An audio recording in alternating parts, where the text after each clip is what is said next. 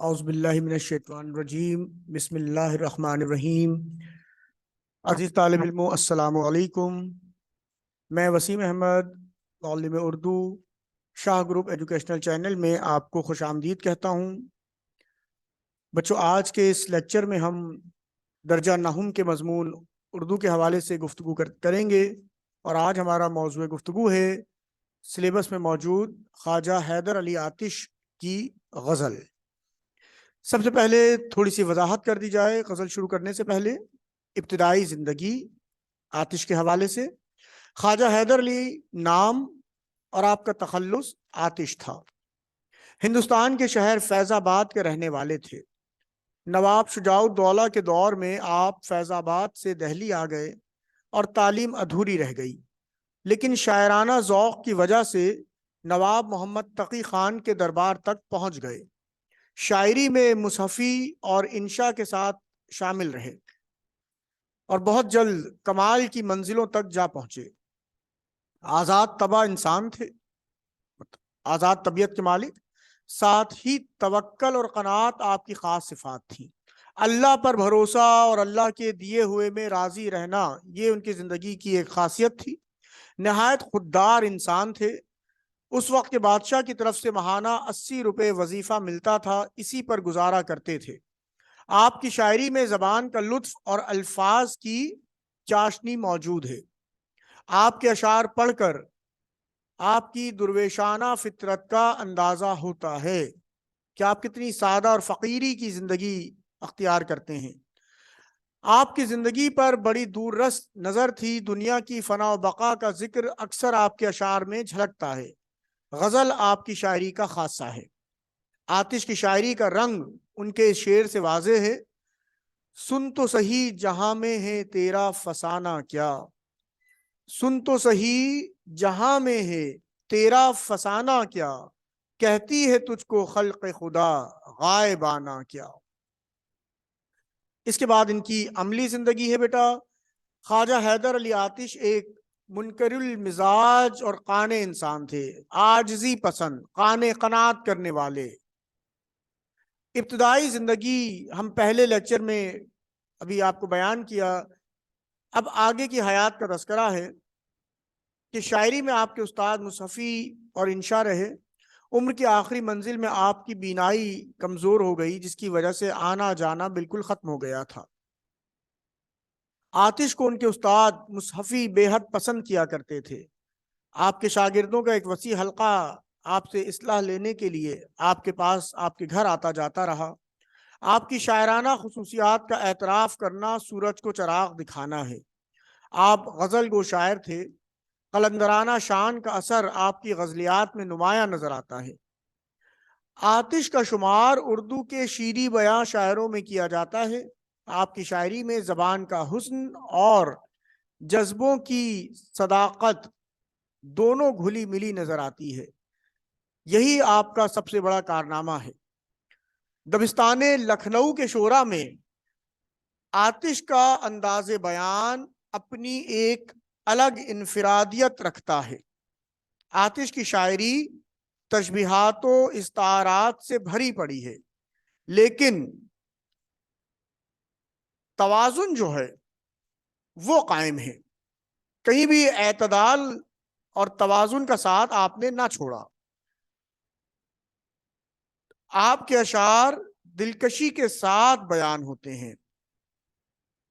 دل گرفتہ ہی سہی بزم سجا لی جائے، دل گرفتہ ہی سہی بزم سجا لی جائے، یاد جانا سے کوئی شام نہ خالی جائے۔ اب چلتے ہیں بچوں غزل کے امتحانی سوالات کے حصہ الف کی طرف، جو کہ کثیر الانتخابی سوالات پر مشتمل ہے۔ پہلا سوال، خواجہ حیدر علی آتش کی غزل کی ردیف ہے۔ الف، کیسے کیسے؟ بے، کر چلے، جیم، کیا ہے، اور دال، چلے۔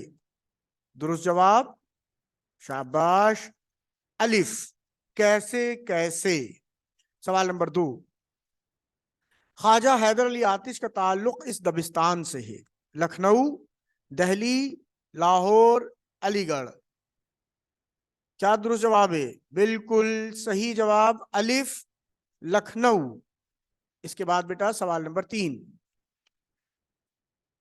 خواجہ حیدر علی آتش کو کہا جاتا ہے نظم گو شاعر، غزل گو شاعر، نعت گو شاعر یا مرثیہ گو شاعر؟ درست آپشن ہے اس کا جواب بے، غزل گو شاعر. چوتھا سوال. آپ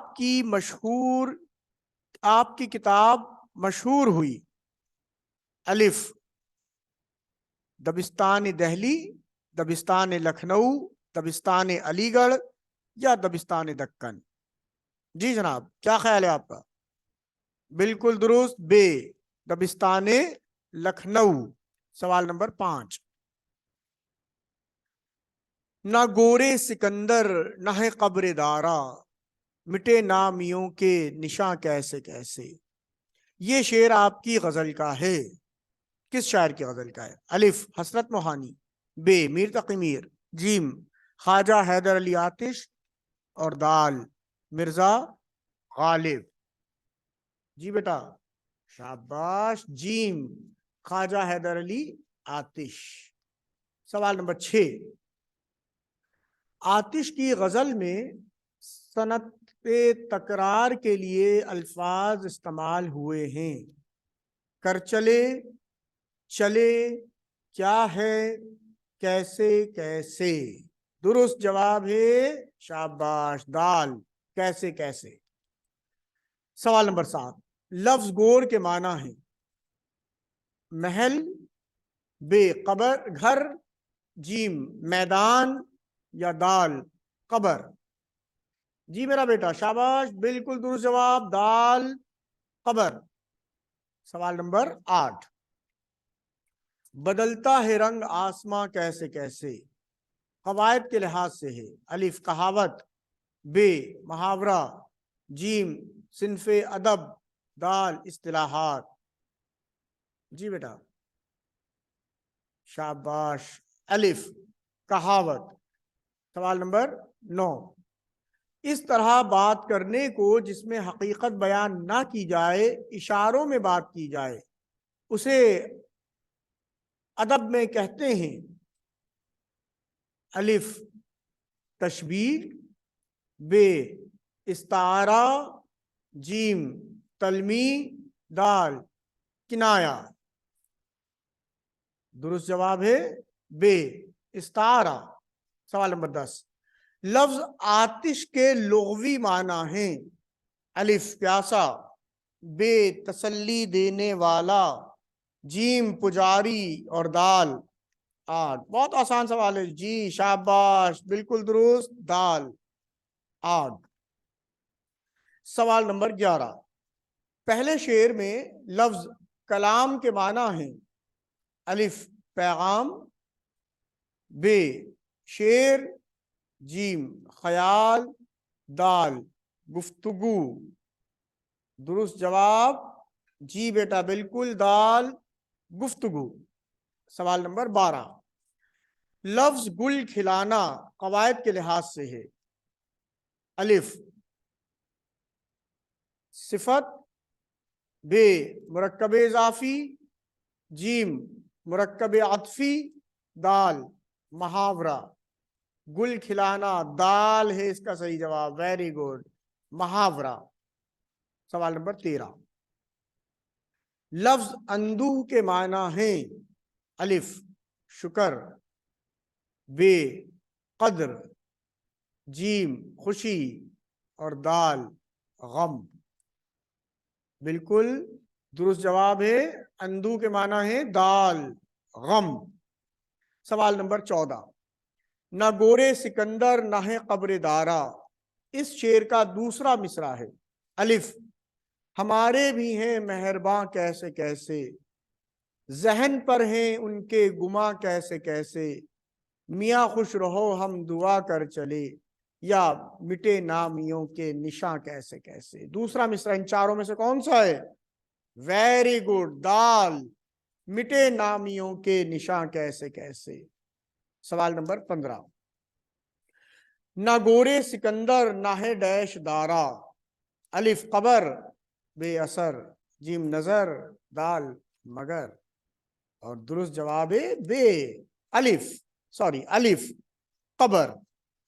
تو یہ تھے جناب ہمارے ایم سی کیوز۔ اس کے بعد اس غزل کے مختصر سوالات و جوابات جو کہ حصہ بے پر مشتمل ہیں۔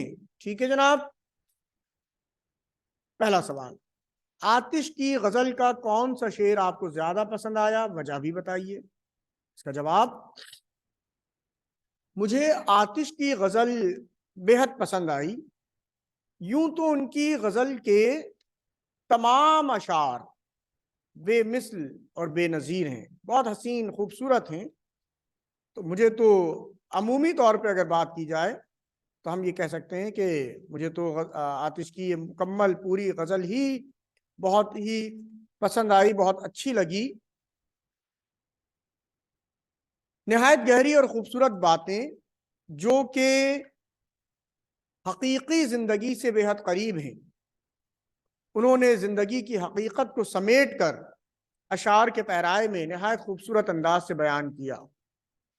ان کی اس غزل کا شعر نمبر 3، تیسرا شعر، نہ گورے سکندر نہ ہے قبر دارا، مٹے نامیوں کے نشاں کیسے کیسے، مجھے بے حد پسند ہے۔ وجہ اس کی یہ ہے کہ اس میں زمانے کے، وقت کے رد و بدل کو، تغیر کو خوبصورت انداز میں بیان کیا گیا کہ جب وقت اپنی رفتار تبدیل کرتا ہے تو اس وقت کی تبدیلی خاک نشینوں کو مسندوں پر اور مسندوں پر براجمان والوں کو خاک پر لے آتی ہے۔ بڑے بڑے نامور مٹ جاتے ہیں، اور یہ چیز بتاتی ہے کہ وقت کی اور کائنات کی ہر شے کی پکڑ صرف ایک ذات واحد کے ہاتھ میں ہے، جو کہ ہم سب پر قائم و دائم ہے، ہمارا رب اللہ تبارک و تعالی۔ دوسرا سوال، اس غزل میں لفظ کیسے کیسے کن معنوں میں استعمال ہوا ہے؟ اس کا جواب ہے، اس غزل کا یہ شعر صنعت تکرار کے لحاظ سے اس غزل میں استعمال ہوا ہے۔ لفظ کیسے کیسے اپنے اندر بے حد وسعت رکھتا ہے۔ غزل میں یہ لفظ مختلف طریقوں سے آیا ہے، جیسے کہ خیالات کے لیے انسانی ذہن پر کیسے کیسے خیالات کی بھرمار ہے، باتیں کیسی کیسی ذات اور حالات کے لحاظ سے کی جاتی ہیں، وقت میں کس کس طرح کے تغیرات رونما ہوتے ہیں، بڑے بڑے نامور لوگ کیسے کیسے وقت گزار کر نام بنا کر چلے گئے، اور انسان کے ساتھ کس کس طرح کے رشتے تعلق احساسات چلتے ہیں، وغیرہ وغیرہ۔ تیسرا سوال، اس غزل میں استعمال ہونے والے محاورات لکھیے۔ جواب، اس غزل میں چند محاورات بیان کیے گئے جو مندرجہ ذیل ہیں: گل کھلانا، مزے لوٹنا، نام و نشاں مٹ جانا، بدلتا ہے رنگ آسماں، وغیرہ۔ اگلا سوال، اس غزل میں صنعت تکرار کے لیے کون سے لفظ آئے ہیں؟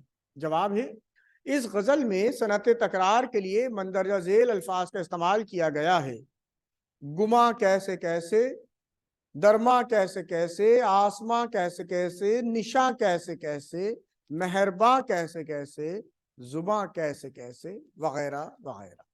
پانچواں سوال، اس غزل کے قافیے اور ردیف کے الفاظ کون کون سے ہیں؟ تو جواب ہے، اس غزل کے قافیے مندرجہ ذیل ہیں: گما، درمیاں، آسماں، نشاں، مہرباں، زباں، وغیرہ۔